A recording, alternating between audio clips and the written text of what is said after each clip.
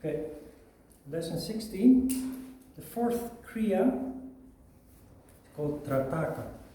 Actually, before we start with Trataka, as I often do, I didn't read the second sutra, which actually gives us some interesting information about Neti. So Neti was introduced, and Sutra 30 says, Neti purifies the region of the skull and makes the sight capable of perceiving subtle things. Also, Neti soon removes all diseases of the body above the shoulders. This is interesting because of several things. Pulling a thread through your nose can never have these kind of wonderful effects. Apart from the fact that it's damaging to do so, it just never would have such effects. But what is described here are the effects of concentration in the mental body. Look, it purifies the region of the skull. Purification is not cleansing, but activating.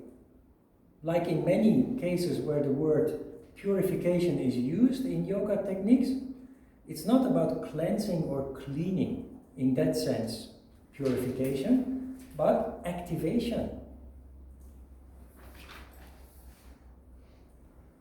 It makes the sight capable of perceiving subtle things. What is that? Perceiving subtle things? That is your increasing sensitivity and consciousness. You start to become aware of things that you were not aware of before because you lack the refinement of consciousness. So you, as a result of yoga practice in general and meditation in particular, you become more conscious and sensitive towards energies that surround you, people's energies, vibrations. That is the subtle things that is mentioned here.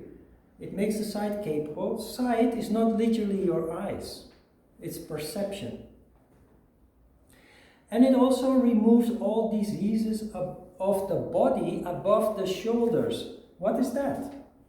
Diseases of the body above the shoulders. Mental diseases, depression, schizophrenia, all kinds of mental diseases that people suffer from. Okay?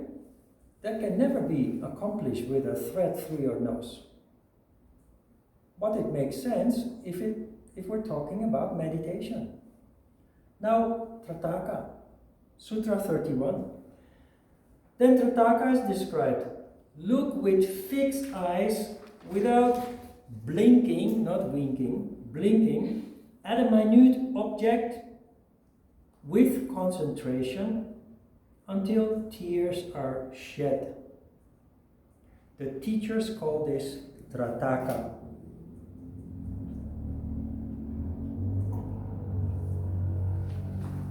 There are men, not women, they're not so crazy.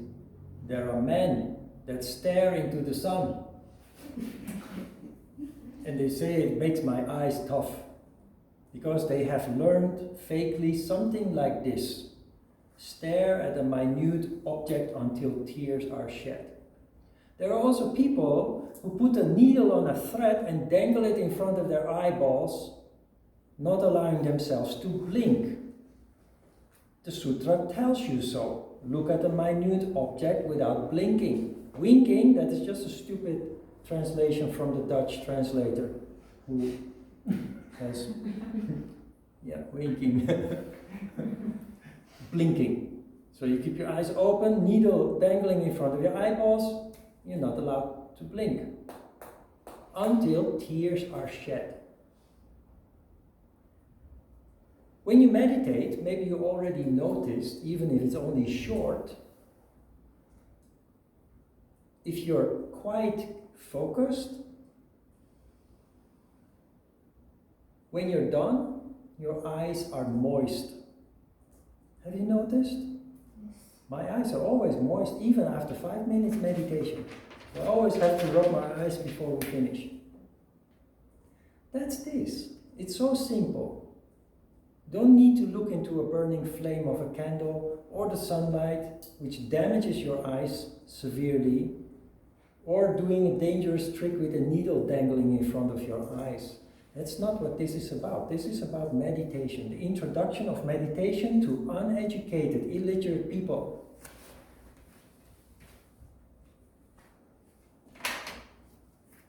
So, your object is nada in the center.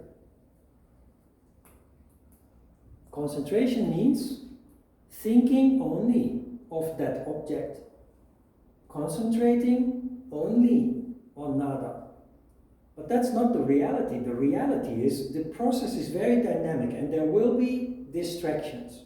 You will have a thought, you will have a feeling, a memory comes up.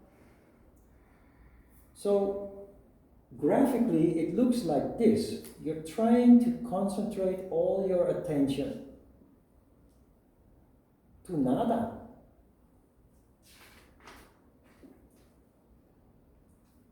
And that simply starts with observation. Then the moment you grasp nada, you try more and more to concentrate on it. Not just listening. It's not just listening. Concentration means that you focus on it, and the moment that you're not focusing anymore, you have to practice mind control and bring your attention back. The many people in the world say, oh yeah, I meditate regularly. But many people who claim to meditate are actually just listening, are just observing. The observation is the beginning, is the start of meditation, but you have, at some point, you have to grab the bulls by the horn and start actually concentrating. And the moment that you're distracted, which we graphically express in this way, you have a thought away from nada, which is energy getting scattered. The moment, because you meditate, there comes a point that you are aware of the fact you're not busy with nada anymore, but you're busy with, maybe you have a dinner appointment after class, and your mind is just wandering to where you are going to meet, who you are going to meet, what you're going to eat. It's very natural, but out of purity, this is a matter of practice of saucha. Just like with the time, you set a time, you stick to it. Now you say, I set myself an object of concentration. I'm not listening to that object anymore, so go back. So the moment you are aware of the distraction, go back. Force yourself to go back to nada. So you must detach yourself from the thought or the image and simply redirect your attention back to nada. This is where mind control truly starts. And you do that, I use the word relentlessly in this regard, which sounds a little bit extreme, but you must, time and time again. Why do I use the word relentlessly? Because this happens every few seconds. That means in a 15 or 20 minute meditation that happens close to 100 times, if not more. So you must, each time when you're aware of the distraction, simply decide to detach from it and go back to nada. And again, and again. And that is what Trataka is. Neti asked you to discover nada. But with Trataka, you now add the element of mind control. And this is where meditation really starts. Then remember also, energy goes where your thought goes. A real healer, natural healer, traditional healer, uses meditation, concentration, to heal the patient. How? By strongly concentrating their mind on the disharmony in their energy circulation, to try to restore harmony. You did this with Ajita, right, in the master course? Yes. Strong concentration. So a real healer must have a background very well trained in concentration meditation. Otherwise they cannot. It's like a laser beam that we talked about before. For real healing, you need that laser beam to really actually affect the patient's condition. And it starts here. And actually, we think about meditation in a new agey way and a hippie way, but it's hard work actually to do this. You really have to want to do it and actually have the discipline to each time when you have a thought that is not related to your choice of concentration, to detach and come back. That is Trataka, that is the game that you play. It sounds a little bit extreme, but I use the word play in my last sentence, and that is actually more important. When I learned about meditation, I was taught that if you have one thought, your meditation is a failure. And that meditation means that your mind must be completely thoughtless. If I believe that that is true, then for 40 years I failed my meditations, and that is just not fair.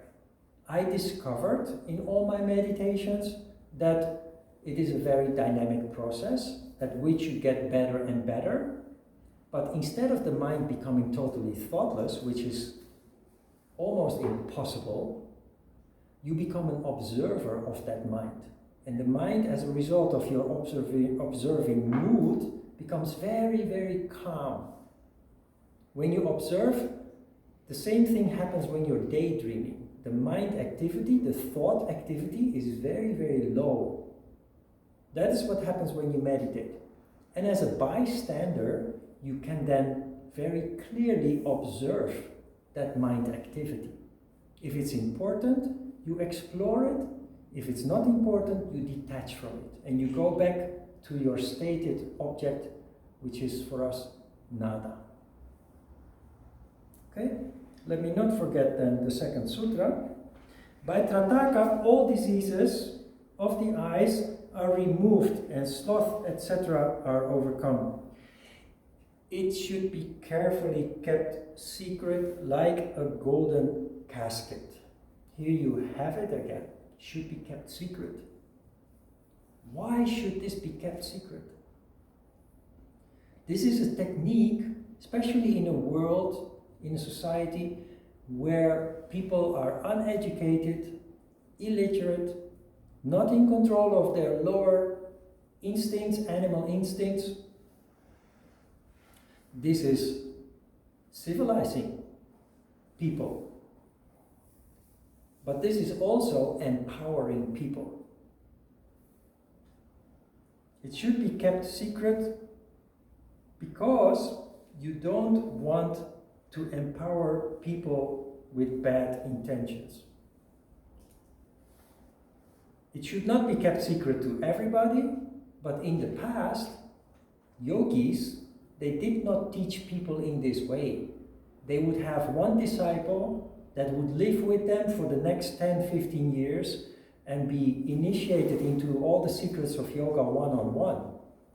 And the yogi, the guru or the master, would pick the disciple based on characteristics, based on personality. If the yogi would have the slightest feeling that this person would violate any yamas, there would be a slight chance of the person abusing their newly acquired powers, then they would not adopt this person as a disciple.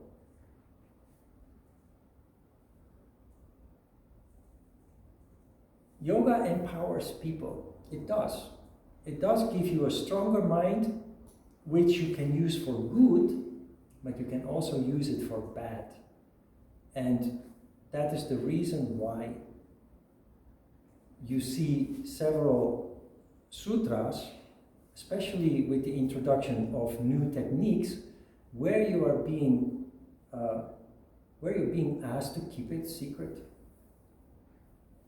So you wonder, why would you keep something that is so good for mankind secret? That is because it is opened for abuse. People with a strong presence of mind that end up abusing is a good example is Trump. Or the conquerors throughout history that we kind of revere, admire: Alexander the Great, Attila the Hun, Genghis Khan, Napoleon. Those people are in the history books as great conquerors, heroes. But if you look at the details, they were maniacs. They slaughtered millions of people, rape whole villages and cities, completely destroyed, full of innocent people. That's what they did. That's people with a very strong presence of mind who have no guardrails, who have no yamas, no moral principles. And all they can do is expand.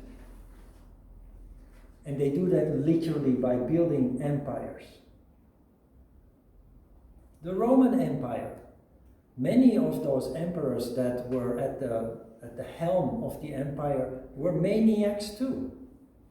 Some of them were very wise and controlled. Others then were crazy, were very destructive. So here we want people to become empowered, but then use it for good, for the good of mankind. So we live in another time now, but the past, compared to how it is now, was very dangerous times. I think I mentioned before that only a couple of 100 years ago, statistically, 1 in 2 people died prematurely by violence. 1 in 2, 50%. Apart from that, a considerable percentage would die from disease, and very few people reached old age in a natural way. So we live in a totally different time now. It's hard to imagine even that 1 in 2 people died prematurely by violence. So it was written in a time that was as dangerous as that. So it is important that you do not empower the wrong people. So that is why. There is another element I think I should emphasize also. You learn today about Kriya, and this is very applicable to the time that we live in now. You learn about Kriya, and now that you start to see some coherence, some logic, you say, wow, this is actually quite ingenious. The way that these old yogis came up with this, that is quite a remarkable insight and eventually quite an amazing technique. So you're enthusiastic, you're happy with your new insight, and you go home and you tell your partner, hey, look what I learned today, Kriya, and it works like this. And your partner starts to more and more scratch their head and what did you sign up for? They think you were going crazy or that you became part of some kind of a sect or something. That is in the modern time. In ancient time, you might actually be accused of witchcraft and be killed because you keep yourself busy with the occult, with occult powers. So there are various reasons why you're being urged to keep it a secret. Okay? If I had told you this at the first class, you would probably not have come back. It is important that you follow the proper order, starting with yama, niyama. In the meantime, you start talking about energy. Everything is energy. This is how it works. And then you come with a new technique that, because of the preparation, very easily connects and does not lead to head scratching and thinking like, oh my God, what's going on here? Okay? Okay, enough then. Time to put it into practice. And basically, from the beginning, we have been doing this. I told you each time, start with observation and see if nada is there. If nada is there, try more and more to focus on it. From now, we're going to start making work of it. That you actually, when you notice that you're distracted, detach from the distraction, come back to nada. Okay?